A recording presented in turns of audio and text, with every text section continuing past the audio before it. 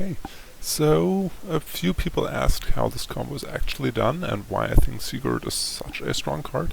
So I will do two things here. I will, for one, explain the combo, at least the basic one, and then I will also talk about why I think this is a problem, or at least really strong and a bit unhealthy. I have the basic setup here, which is 3 stones, one of which is a green-black stone, and the other 2 have to be black stones. They can also be dual stones, but you just need 3 black sources and 1 green source amongst them. Okay, so for the start, you have also no cards in hand. This is just to show it off that you can do it without cards. That doesn't mean you don't have cards when doing it. First of all, you play the Invitation to Purgatory, using any 2 stones, paying the red mana to remove the Satan, and then throwing Corpse Sorcerer and the new Sigurd, the Covenant King, into the graveyard. Next, you will use the black mana you have from Purgatory to play Undeath and summon the Corpse Sorcerer, who will then use this effect to summon the Covenant King Sigurd. And Sigurd's effect will activate and search for an addition. The addition we're searching for is the Sacrificial Altar. Next, you use 1 black mana to play Power of Immortality from your runes onto the Corpse Sorcerer, and then sacrifice both Sigurd and Corpse Sorcerer into the altar. This will trigger Power of Immortality, summoning the Corpse Sorcerer, who will then again summon Sigurd, and Sigurd will again go and find another life-stealing altar, or sacrificial altar. And okay, so for the next step, you sacrifice Sigurd again, going to 3, sacrifice the altar, giving you an Athenia, recovering your 3 stones, and tapping your opponent's stone if he still has some. And now you will use 1 green and 1 black to replay Sigurd. Sigurd's effect will activate, giving you a Sephiroth the tree thing, Blueprint of Life, who will then draw you a card and discard a card for your opponent. You will then use Altar to sacrifice Sigurd, and you will use the Blueprint of Life to produce a green, and then 1 black to play Sigurd from graveyard. And then Sigurd's effect will activate, giving you another blueprint, drawing you another card, and discarding your opponent another card. Then you will use Altar to sacrifice both Sigurd and the Corpse Sorcerer, going to 3, sacrificing the altar, giving you another Athenia, recovering your 3 stones. And at that point, you basically just repeat this for a while. You will resummon Sigurd from graveyard, giving you another altar. You will sacrifice Sigurd into the altar, and then you will use the blueprint and the blackstone to play the Sigurd, using the effect of Sigurd, giving you another Blueprint of Life, discarding your opponent another card, and drawing you another card. Then you will use Altar to sacrifice Sigurd and 1 Athenia, and then sacrifice the altar, getting you another Athenia, recovering your 3 stones, playing Sigurd, and then rinse repeat, getting you another altar, sacrificing Sigurd to the altar, using the blueprint and the stone to play Sigurd. Sigurd's effect will activate, giving you another Sephiroth, and this discards your opponent 4 cards and draws you 4 cards, and now you still have 2 Athenias in play and a Sigurd in play and a sacrificial altar. And this came with no cards in hand and no cards in play. And I think that's a problem, because now you're not stopping here. Like, I can still sacrifice these 2 into an altar and then untap 3 stones with another Athenia and then play whatever I want now from my hand. Or I can go and play a perfect Loki from hand with the sacrificial altar, sacrificing just the Sigurd, and then killing your board and stopping you from playing anything with your 1 or 2 cards that you have left. Or what you can do is go into another Athenia. I will actually go for that one. Go for another Athenia.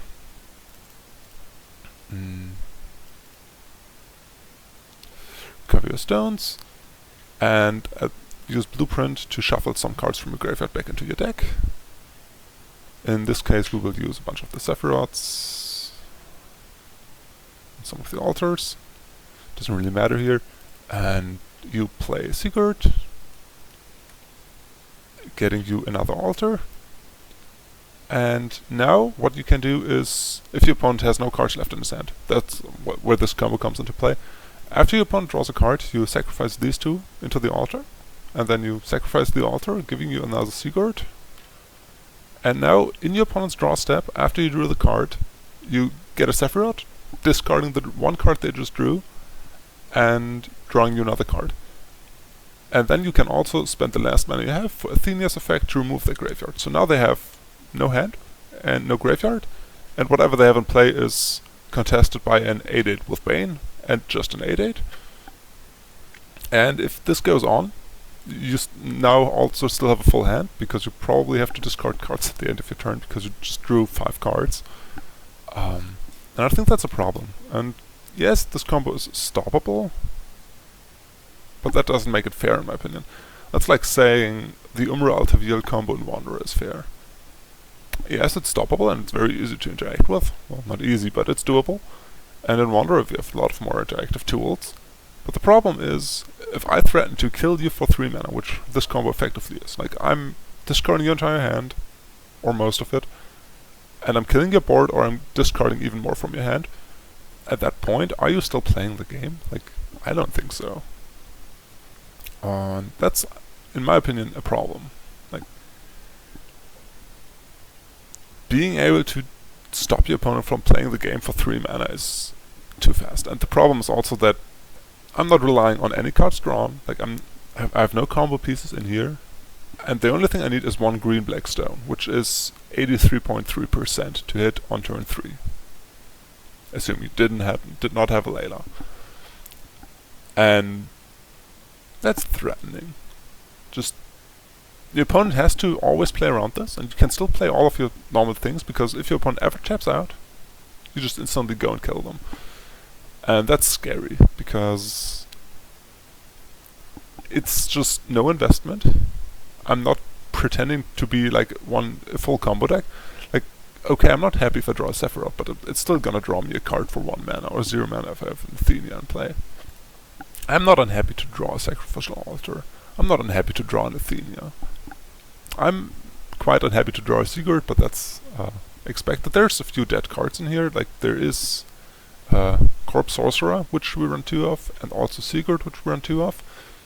2 of because if you draw 1 and you don't have 1 in your deck anymore, that's awkward. And then there's also the 1 Satan that you could draw, and that's not great. But does that really matter? Like, if I have 2 dead cards in my opening hand, but I'm drawing 5 cards, and then discard the 2 dead cards and still have 7, is that really like a dead card? Or is it just, doesn't really matter? This, in my opinion, is very toxic. Like, the problem with Prisha, for example, is it kills you, but you can't stop it from killing you. And you can stop this card from going off, but by doing so you're always stopping yourself from spending all your mana, because at some point you will have to do things. Because if I play an Athena and you don't negate that, because you maybe can't, because in this format there's very few things that can negate her, or you have just like 1 Erendite as your interaction in hand and you don't want to use that on my Athena. Now I've played an 8/8, and I will start hitting you for 8 every turn until you start playing something, and at that point, if you play something and you tap out, you're very dead very fast. And I think that's the problem here. It's not that, oh no, the combo is bad because if it's interacted with it stops, which A is not true, and B, okay, like it's a combo. If you interrupt it, you interrupt it, but the problem is, if you don't interrupt the combo, you're instantly dead. And that's something we never had before outside of Wanderer. And that is scary. The other thing is, I said, you can interrupt me and it will not stop the combo. Like, where do you interrupt me? If you negate my invitation to Purgatory, that's unfortunate, because I'm now down 2 mana, and I'm not even getting the setup, but if you negate, like, you have an Erendite and use that on my Corpse Sorcerer, on my first one. So I never get to go for my Sigurd. Okay, so my turn ends, and on my next turn I will spend 2 mana to play Sigurd from grave, and if you can't stop that, then I still win. I still do the exact same thing. It's not only a combo piece, it also gives you huge amounts of just value and plays in mid and late game. And that's, in my opinion, the first problem. And the second problem is that the center combo piece is Sacrificial Altar. And this card makes your deck so flexible, it's not even funny. Like, okay, so you got rid of my Sigurd by returning it to my hand. Okay, I could either just sacrifice it into the altar in response, or if I don't have an altar for some reason, I can use the altar to get my second Sigurd, so I'm still going off. Like, okay, I can't discard you for 4 times anymore because I can't play all of them, but that doesn't matter if you just play the card, so you have 1 less card in hand. And that's the problem. Like, this is just a very first build, with just 1 perfect Loki as like a tutor target, but you could also put a Dark Alice in here and then be like, yeah, but what if I remove your graveyard? Yeah, okay, I will get a Dark Alice in response. That's a problem. That's what we had before, where the best graveyard reliant decks were altar based decks because they could protect the graveyard using their altar and like 1 Dark Alice in the deck.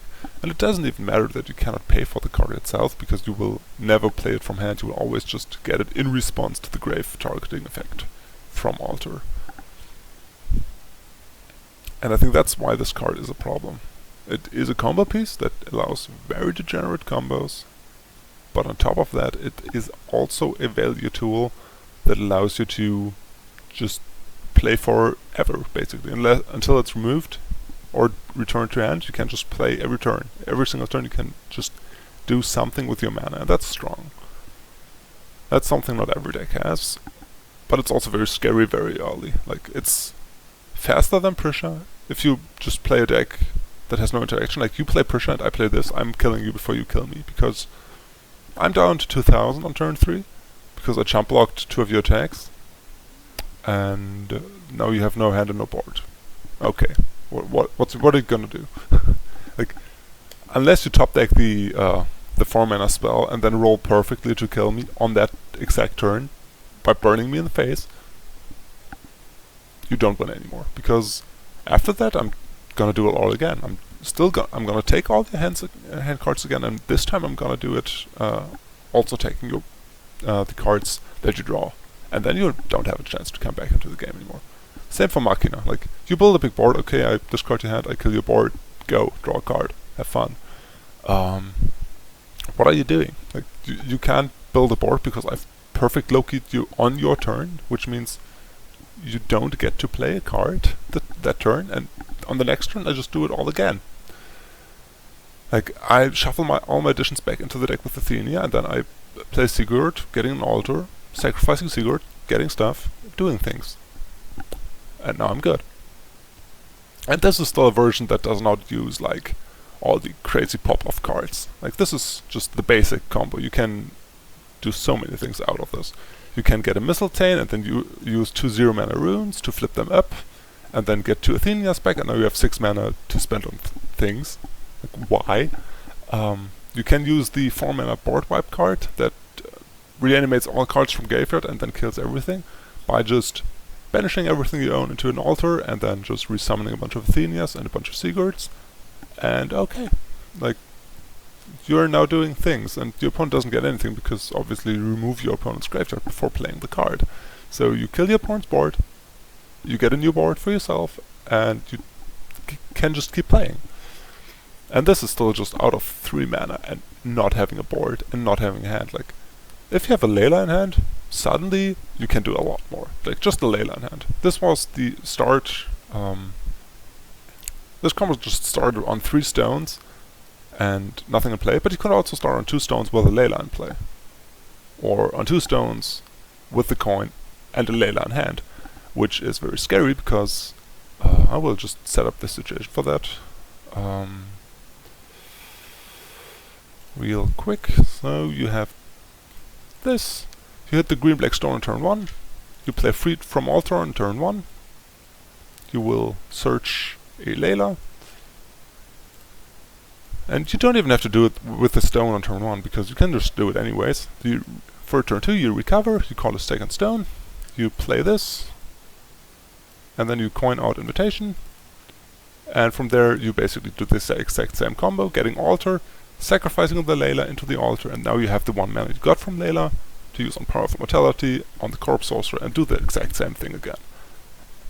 And that's the problem. Like, if I can threaten to kill you on turn 2, going second, or going first. If I go first, I have to draw the Layla. If I go second, I don't have to draw any cards. I can threaten to kill you on turn 2, 2 out of 3 games. That is a problem. And that is not healthy. And just because it's stopped by Key's Call, yes it is. Is it though? Like, you just invested 1 mana to stop my play. Okay. So you do something next turn, and then I do the exact same play on the turn afterwards, because my entire setup works from Grave. And by entire setup I mean this 1 card. Because this card enables it all. This card is why this is a problem now. We had Altar decks for a long time, and they were never that good, because before this card they were always, if you interrupt me, I'm just kinda, I don't do anything anymore. But with this card now, you interrupt my play, okay, I will do it again next turn. Let's see how that goes. Okay. And yeah. Mistletoe we had as a good target. Magna, the red-green 3-drop Magna is on the target, because you can get 2 Laylas and then sacrifice all 3 of them into an Altar, giving you an Athenia. There's a lot of creative options, and I'm very confident we have not found everything yet. This was just a few hours of thinking that we got to this point. And we put in a bit of effort, and this already does not seem very, like, it doesn't seem healthy and doesn't seem fun to play against, to me at least. Like, I don't want to build my deck around the fact that I might just not have a hand on turn 2. Or turn 3 even. Like, if I don't have a hand on turn 3 and I'm not killing you, I'm not winning on board because you have a perfect Loki and it does like -14 or something stupid like that. Because, yeah, I'm also going through like 10 different cards for reasons. Okay.